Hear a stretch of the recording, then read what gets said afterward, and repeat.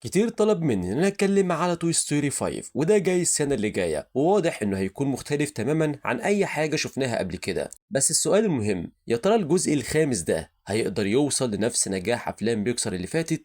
لو انت اول مرة تدخل على القناة ما تنساش سبسكرايب شير كومنت لايك علشان خاطر ده كله بيساعدني ويدعمني، ويلا بينا نكمل. خلال الايام اللي فاتت ديزني وبيكسار كشفوا عن المشهد الافتتاحي في الفيلم الجديد، وفي المشهد ده بنشوف صندوق معدني ضخم مليان بمجموعة كبيرة من شخصيات باز يطير، واللي واضح ان هم بيتوهوا في البحر وبعدين بيلاقوا نفسهم على جزيرة مهجورة. والمجموعة دي من رجال الفضاء مقتنعين ان هم وصلوا لكوكب غريب ولازم يبنوا مركب علشان خاطر يرجعوا مرة تانية لستارك ماوند. فمن اول فيلم واحنا عارفين ان اللي باز يطير مقتنعين فعلا ان هم مسافرين فضاء جايين من المستقبل، وعلشان كده المرة دي هم هيكونوا جزء من الأشرار، وفعلا ده تم تأكيده بشكل رسمي. والأغرب من كده إن النسخ الجديدة دي من باز يطير معاها تكنولوجيا متطورة جدا، بس الغريب إن مفيش سبب واضح يخليهم يعادوا وودي وأصحابه إلا لو في حد بيحركهم من ورا الكواليس، والحد ده هو شرير فعلا وعاوز ينتقم. ولو قلت لي طب مثلا ممكن يكون مين، فخليني اقول لك ممكن يكون زورج اللي ظهر في الجزء الثاني، ده العدو اللدود لباز يطير وكان بيقول ان ابوه، وشفنا بعد كده ويعمل اسانسير وبعد كده بدأ يلعب مع النسخة بتاعت باز يطير التانية، والموضوع لحد هنا وقف. بس احنا عارفين ان في نسخ كتيرة جدا من زورج زي بالظبط باز يطير. او هنا ممكن بيكسر فعلا تعمل لنا مفاجأة كبيرة وتجيب لنا شرير جديد تقدمه معانا في الفيلم ده، وهو ده اللي يكون بيتحكم فعلا في شخصيات باز يطير التايهة. او وارد جدا الفيلم يخلص من غير ما نشوف مين اللي بيكون بيحركهم،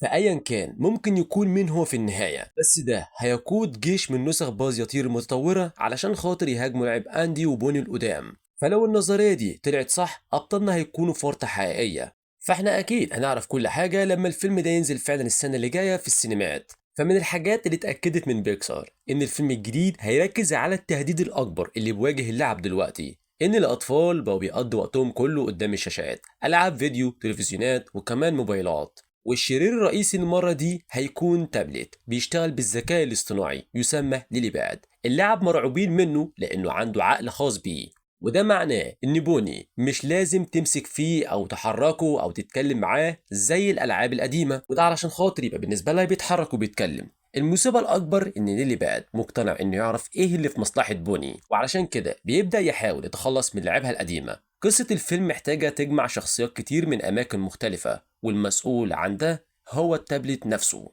بس يا ترى التكنولوجيا دي هتقدر تعمل كده ازاي؟ احنا عارفين المفروض ده هيحصل ازاي وهنوصل له كمان شويه، فتابع معايا.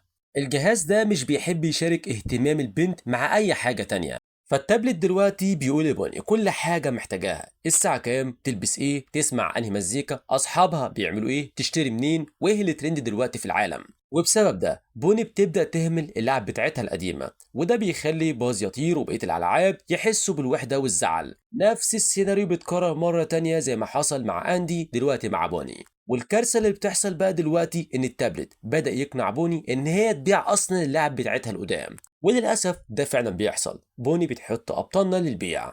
واللي اغرب بقى ان ده ليه علاقه مباشره بمجموعه باز يطير اللي تهوا على الجزيره. اللعب بدات تختفي بشكل غريب ومريب، فيا ترى بدات تفهم التويست الكبير في القصه؟ فما تقلقش برضه هنوضح كل ده مع الفيديو. في نهاية الفيلم اللي فات شفنا وودي بيسيب أصحابه ويمشي مع بيبي صاحبته اللي اختفت من وقت الجزء الثاني أو الثالث تقريبا. الثنائي بقى من اللعب الضيعة، لكن في الحقيقة هم كانوا أحرار بيعيشوا في ملاهي فيها أطفال كتير بيستمتعوا بوقتهم وبيساعدوا اللعب الضيعة ترجع لأصحابها.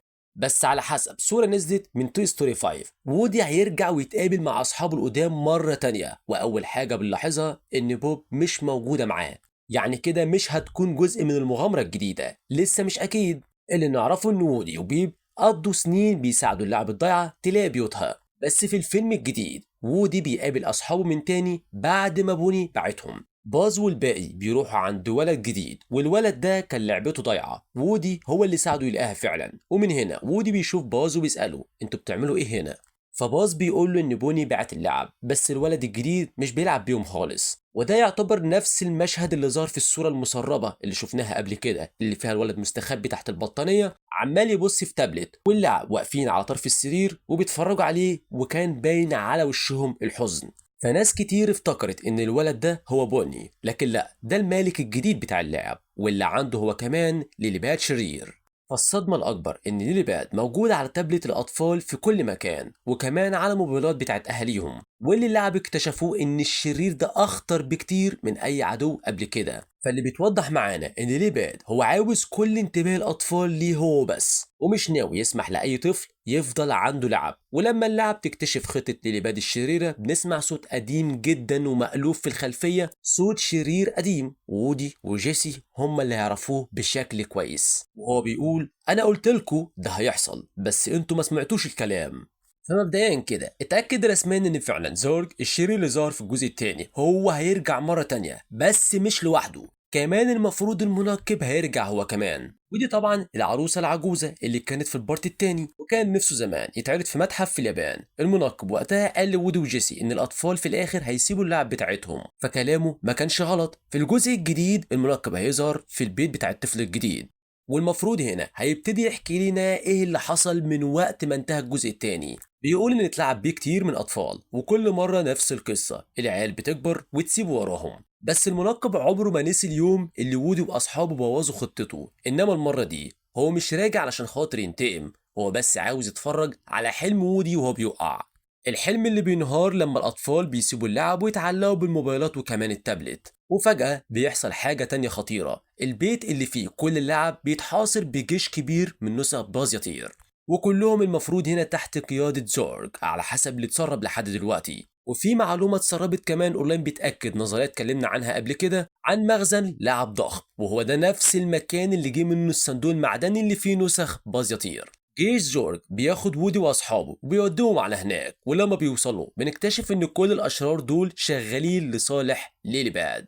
ايوه بالظبط كده، الذكاء الصناعي ده عنده خطة مرعبة حرفيا، عاوز يمسح كل اللعب من العالم. وعلشان يقدر ينفذ الخطة بتاعته بدأ يخدع كل الأطفال ويخليهم يحسوا إن هو صاحبهم الوحيد، وبكده يقدر يقنعهم فعلا إن هم يتخلصوا من اللعب بتاعتهم. وعلشان كده المخزن مليان عرايس، واللعب دي مرمية من كل أنحاء العالم، الأطفال بيتخلصوا من اللعب بتاعتهم، وكل ده لأن ليليباد عاوز كل اهتمامهم ليه وبس، سواء بقى أولاد أو بنات. وجورج مش فارق معاه الأطفال أصلا، فهو مستعد يساعد ليليباد في خطته، وفي المقابل هو هيبقى ملك اللعب في العالم كله. ولكن وودي وباز مش هيسيبوا ده يحصل، دلوقتي بقى وقت الهروب، وقت انهم يوقفوا ليليباد مرة وللأبد. بس ازاي ده هيحصل؟ في نظريات كتير من الجمهور على الانترنت، واكتر واحدة منتشرة بتقول ان باز يطير هيواجه فعلا زورج في معركة نهائية علشان يسيطر على جيش اللعب، والمفروض هنا ان باز يطير هو اللي هيكسب في الاخر. وبعد كده اللعبة هيحتاجوا مساعدة وودي وكمان بوبيب، واللي المفروض تظهر من تاني في وقت ما في الفيلم.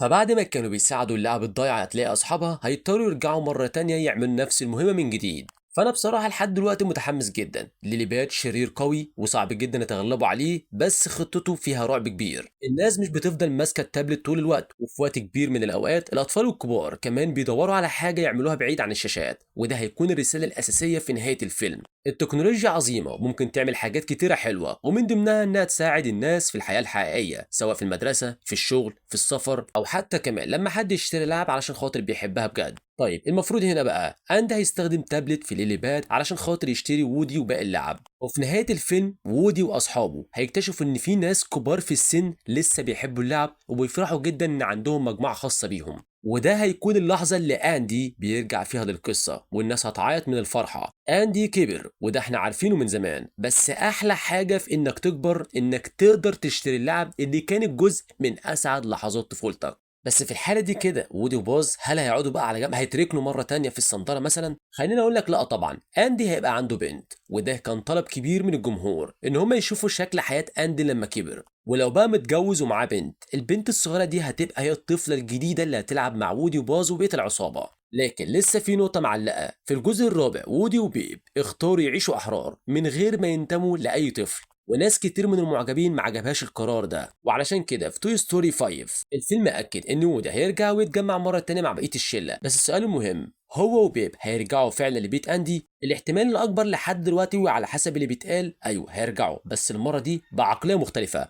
الهدف الأساسي من وجود لعبة هو إنها تسعد طفل، ويمكن اللاعب ما ينفعش تزعل أو تحس إنها ملهاش قيمة لمجرد إن الطفل كبر. فدلوقتي مهمتهم الجديدة هي إنهم يفرحوا بنت أندي، وبعد كده أي طفل جديد يظهر في حياتهم. حلو جدا مش صح؟ يمكن كمان في تفصيلة مهمة في الفيلم ده عملت ضجة كبيرة ونظريات كتير عن جيسي. بيكسار نفسها قالت إن جزء كبير من القصة هيركز على مشاعر جيسي. مع عودة شخصيات كلاسيكية كتير، ناس كتير بدأوا يتوقعوا إن إيميلي هتظهر. لو مش فاكر، إيميلي كانت أول صاحبة لجيسي واللي في الآخر اتخلت عنها وسابتها. جيسي عارفة كويس قوي يعني إيه لعبة تتحط على الرف وتتنسي، وطبعا دلوقتي إيميلي المفروض بقت ست كبيرة في السن. بما إن جيسي لعبة قديمة جدا، أكتر نظرية ماشية دلوقتي بتقول إن إيميلي هتكون جدة لطفل من أطفال الفيلم. بس ده معناه ان جيسي ممكن تسيب صاحبتها الحالية، لسه مش واضح. فانت شايف ايه؟ هل فعلا ممكن جيسي تسيب صاحبتها وتروح مرة تانية لإيميلي او لحفيدها مثلا، ولا تفضل مكملة مع صاحبتها الجديدة؟ كل حاجة على العموم هنعرفها في السنة اللي جاية لما الفيلم ده ينزل، بس لحد وقتها ما تشيلش هم،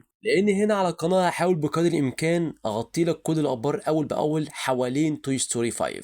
وبس كده كالعاده، لو وصلت لحد هنا ما تنساش بقى سبسكرايب شير كومنت لايك علشان خاطر ده كله بيساعدني ويدعمني، وهستنى رايك في الكومنتات. سلام.